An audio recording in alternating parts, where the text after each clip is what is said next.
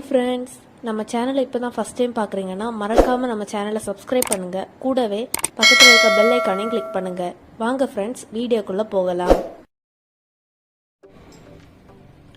Hi friends, நாம் இந்த வீடியோவில் பார்க்க போகிறது ஒரு ஹெல்த்தியான டேஸ்டியான ஸ்வீட் சப்பாத்தி, ஸ்டஃப்டு சப்பாத்தி எப்படி பண்ணுறேன்னு பார்த்துடலாம்.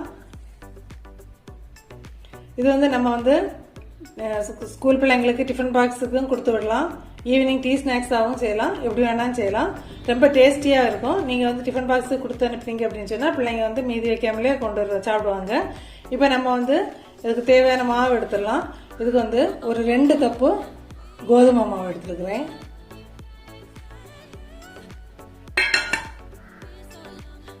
இப்போ நம்ம ஸ்வீட் செய்ய போகிறதுனால 1 டீஸ்பூன் நெய் இதில் சேர்த்துக்கலாம். அப்புறம் ஒரு 1/2 டீஸ்பூன் உப்பு. இதை நல்லா மிக்ஸ் பண்ணிடலாம்.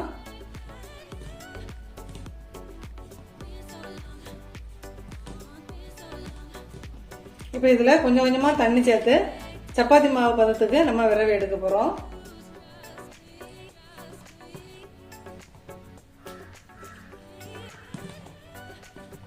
பிகினர்ஸாக இருந்தால் மாவு மிக்ஸ் பண்ணும்போது தண்ணி சேர்க்கும்போது கொஞ்சம் கொஞ்சமாக ஊற்றி மிக்ஸ் பண்ணிக்கோங்க.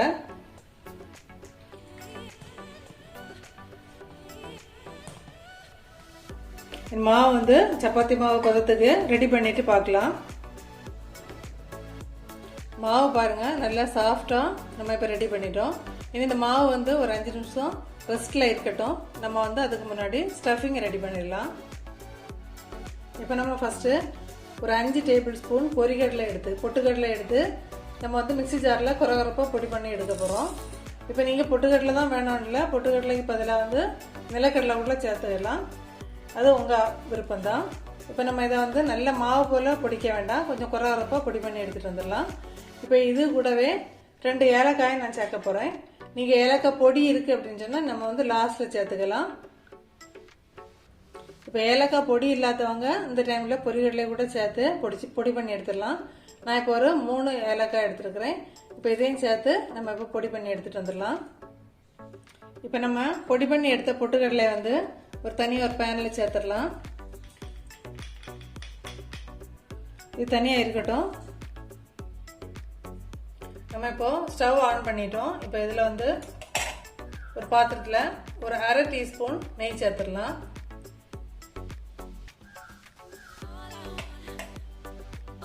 இப்போ இது கூடவே நம்ம கொஞ்சம் தேங்காய் 1/2 கப்புலேருந்து 3/4 கப் வரும். அது அவங்கவுங்க தேவைக்கு ஏற்படுத்துவாங்க. நான் ஒரு 3/4 கப்பு தேங்காய் எடுத்துக்கிறேன்.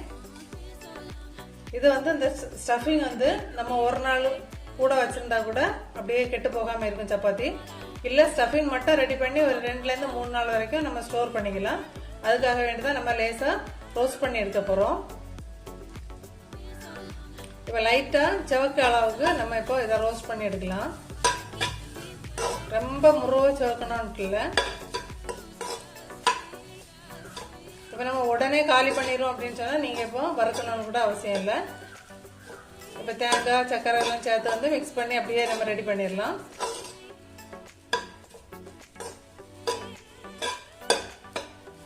இது இப்போ ட்ராவல் டைம் நீங்கள் ஒரு நாளெல்லாம் பேக் பண்ணுறதுனா கூட அப்படி பேக் பண்ணி எடுத்துக்கலாம்.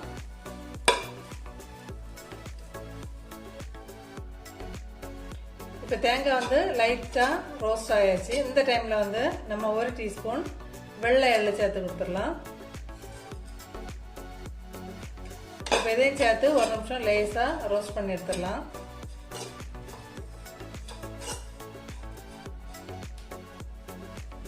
இப்போ இந்த அளவு ரோஸ்ட் பண்ணால் போதும். ஒரு 2 நிமிஷம் நம்ம எல்லாம் சேர்த்து ரோஸ்ட் பண்ணி எடுத்துருப்போம். இப்போ இந்த டைமில் இது கூட ஒரு 1/2 கப்பு நாட்டு சர்க்கரை சேர்த்து கொடுக்குறேன். நீங்கள் நாட்டு சர்க்கரை அப்படி இல்லை அப்படின்னா வெல்லம் சேர்த்துக்கோங்க, ஒயிட் சுகர் வேண்டாம். இப்போ இதையும் லைட்டாக மிக்ஸ் பண்ணிவிட்டு நீங்கள் ஏலக்காய் பொடி வச்சுருக்கீங்க அப்படின்னா இந்த டைமில் சேர்த்து கொடுத்துக்கோங்க.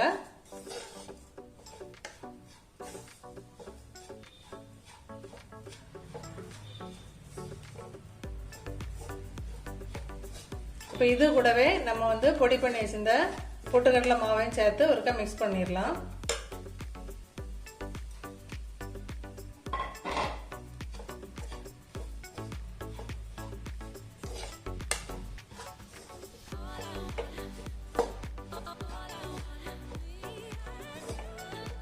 இப்போ ஸ்டவ் ஆஃப் பண்ணிட்டு நம்ம ஒருக்கா நல்லா கரண்டி எடுத்து மிக்ஸ் பண்ணிட்டு கை எடுத்து வேணாலும் நல்லா மிக்ஸ் பண்ணி கொடுத்துக்கலாம்.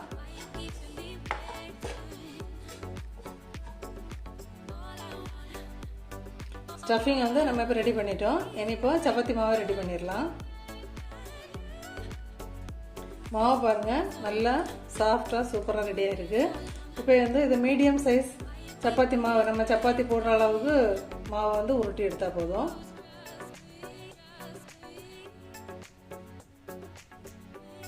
இந்த அளவு உருண்டையில் எல்லா மாவையும் உருட்டி எடுத்துகிட்டு பார்க்கலாம். நம்ம எடுத்திருந்த 2 கப்பு மாவுக்கும் இப்போ 10 உருண்டை நமக்கு கிடச்சிருக்கு. இப்போ நம்ம சப்பாத்தி கட்டையில் வச்சு அடிச்சிடலாம். நம்ம இப்போ சப்பாத்தி மாவை வந்து பரத்தி எடுத்துடலாம். நம்ம அதுக்கு ஃபர்ஸ்ட்லேயே வந்து கொஞ்சம் மாவு போட்டுக்கலாம். லேசாக ரொம்ப நைஸாக வந்து நம்ம சப்பாத்திக்கு தேய்க்கிற மாதிரி தேய்க்க வேண்டாம். மீடியமாக தட்டி எடுத்தால் போதும்.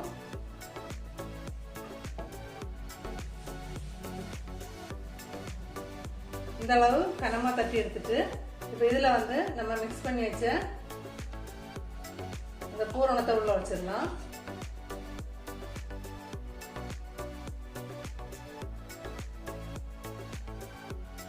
வச்சுட்டு நம்ம வந்து நம்ம சப்பாத்தி இந்த கொழுக்கட்டையெல்லாம் ரோல் பண்ணி எடுக்கிற போல அப்படியே உருட்டி எடுக்க போகிறோம். நம்ம இப்போ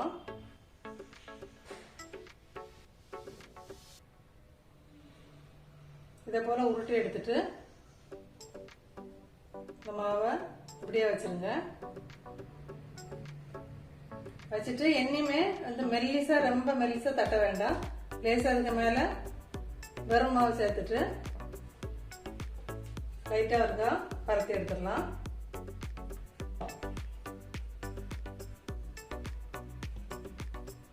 சப்பாத்தியை தேய்க்கிறது போல ரொம்ப நைஸாக தேய்க்க வேண்டாம்.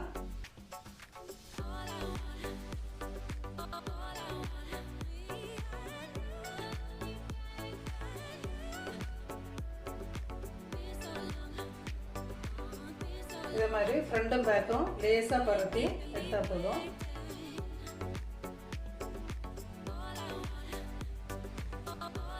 இந்த மாதிரி உள்ள வச்சு பூரணம் வெளியே வராத அளவுக்கு நம்ம இப்போ தட்டி எடுத்தாச்சு.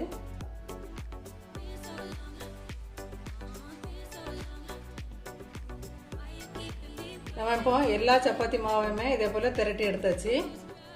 இப்போ தோசை கல்லில் சூடாகட்டும். இப்போ நான் வந்து மெஷரிங் கப்புக்கு 2 கப்பு மாவு எடுத்துருந்தேன். அப்போ அதில் வைக்க பூரணம் நம்ம ரெடி பண்ணது கரெக்டான அளவில் இருந்தது.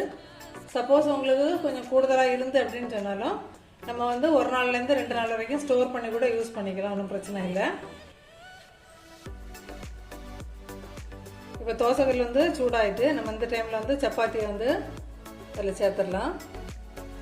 இனி வந்து கொஞ்சம் மீடியம் ஃப்ளேமில் வச்சு நம்ம வந்து புரட்டி போட்டு சுட்டு எடுக்கலாம். ஹை ஃப்ளேமில் வச்சோம் அப்படின்னு சொன்னால் டக்குன்னு சப்பாத்தி கரைஞ்சிரும். அதனால் மீடியம் ஃப்ளேமில் வச்சு நம்ம புரட்டி போட்டு எடுத்துக்கலாம்.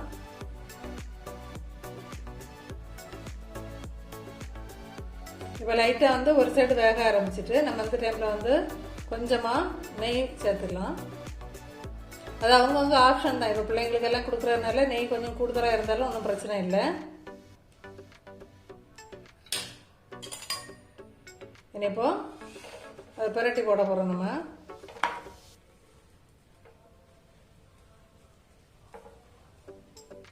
மீடியம் ஃப்ளேமில் வச்சு குக் பண்ணால் போதும்.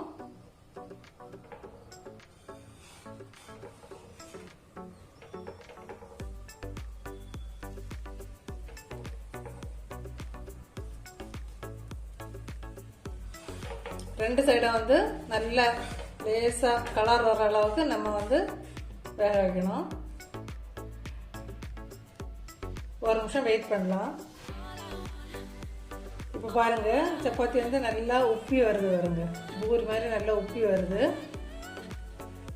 மாவு வந்து நம்ம இதை போல் சாஃப்டாக ரெடி பண்ணியிருந்தோம் அப்படின்னு சொன்னால் இதை போல் நல்லா உப்பி வரும். இந்த மாதிரி லைட்டாக கலர் வர அளவுக்கு சுட்டு எடுத்துக்கலாம்.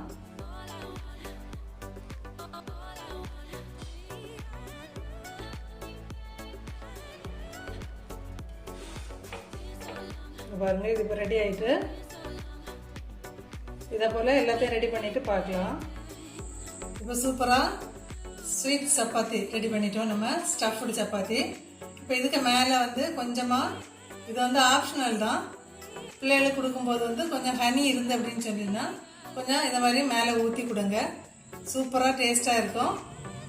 ட்ரை பண்ணி பாருங்கள் ஃப்ரெண்ட்ஸ். டேஸ்ட்டே வேறு லெவலில் இருக்கும். ட்ரை பண்ணி பார்த்துட்டு கமெண்ட் பண்ண மறக்காதீங்க. Okay friends, thank you. Yeah.